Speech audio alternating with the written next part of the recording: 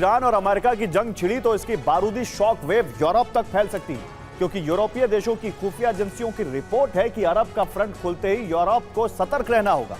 America के लंबे युद्ध में फंसे होने का फायदा रूस उठा सकता है। इस अलर्ट के बाद यूरोप के देश युद्ध की तैयारी में जुट गए, लेकिन फ्रांस जैसी न्यूक्लियर पावर की आंतरिक सुरक्षा पर तैयार की गई रिपोर्ट डराने वाली है। फ्रांस की सेना के पास युद्ध लड़ने लायक संसाधन नहीं है। इस बीच आशंका यह है कि पुतिन रूस की सीमा से सटे देशों से साम्राज्य विस्तार का ऑपरेशन शुरू कर सकते हैं। जर्मनी के आर्म फोर्सेस सपोर्ट कमांड की रिपोर्ट है कि वैश्विक तनाव से यूरोप पर रूस का खतरा बढ़ रहा है।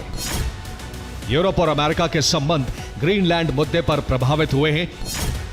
मध्य पूर्व में नए तनाव की आशंका बढ़ती जा रही है। इस तनाव के बीच यूरोप को सतर्क रहना होगा। नॉर्वेजियन सागर में स्कैंडिनेवियन देशों ने गश्त बढ़ा दी है। नॉर्थ सी में यूके और डेनमार्क की नेवी अलर्ट पर है। भूमध्य सागर में नेटो का संयुक्त बेड़ा रूसी सेना की निगरानी में जुटा है। इन सब का टारगेट है रूस की सैन्य गतिविधियों पर नजर रखना और रिपोर्ट तैयार रखना। तो नेटो ने भूमध्य सागर में रूसी नेवी के खिलाफ ऑपरेशन चलाया। नेटो ने रूसी नेवी के खिलाफ भूमध्य सागर में ऑपरेशन चलाया और रूस ने इसे अंतरराष्ट्रीय जल क्षेत्र में नेटो को अपने लिए खतरा माना, क्योंकि नेटो के नेवल बेड़े ने रूस के जहाज और सबमरीन को घेर लिया। रूस ने कहा है कि नेटो ने उसकी क्रास्नोदर सबमरीन सेवरोमोर्स्क डिस्ट्रॉयर का पीछा किया। नेटो यह कह रहा है। इससे पहले नेटो ने बाल्टिक सागर में रूस की शैडो फ्लीट की घेराबंदी की थी। देखिए कैसे हम आपको एनिमेशन के जरिए दिखा रहे हैं ये घेराबंदी कैसे की गई।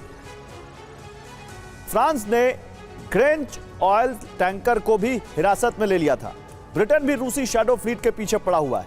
नेटो रूस के शैडो फ्लीट में शामिल कई जहाजों को सीज करने का प्लान बना रहा है। जर्मनी के रक्षा मंत्री बोरिस पिस्टोरियस ने कहा है कि यूक्रेन को अब पैट्रियट सिस्टम देने की क्षमता नहीं बची है।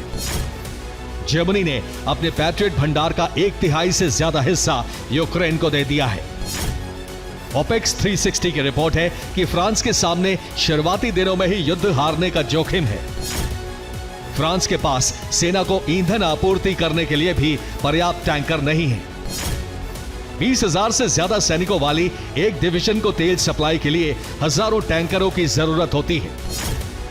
एक दिन की लड़ाई के लिए लगभग 130 टैंकर ट्रकों की जरूरत पड़ती है।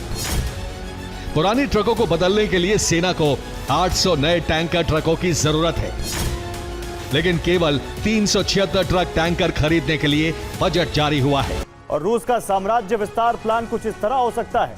सेंट पीटर्सबर्ग से 109 किलोमीटर दूर एस्टोनिया का नार्वा उसका पहला टारगेट बन सकता है। सेंट पीटर्सबर्ग से रूसी नेवी का ऑपरेशन शुरू हो सकता है और इसके बाद सबमरीन से नार्वा पर हमले किए जा सकते हैं। रूस के लैंडिंग शिप से पैदल सेना के हमले शुरू हो सकते हैं। छोटी नावों के जरिए रूसी सेना हमले के लिए पहुंच सकती है। आशंका है कि कुछ ही मिनटों में रूसी सैनिक नार्वा में घुस सकते हैं। उधर दूसरा टारगेट काला सागर से सटा मोल्दोवा बन सकता है। आशंका है कि मोल्दोवा पर भी हमले हो सकते हैं। काला सागर से रूसी नेवी मोल्दोवा के खिलाफ ऑपरेशन शुरू कर सकती है। मोल्दोवा के स्वतंत्र इलाके ट्रांसनिस्ट्रिया में पहले से रूसी सैन्य ठिकाने मौजूद हैं। ट्रांसनिस्ट्रिया से मोल्दोवा की राजधानी किशिनाउ पर हमले हो सकते हैं।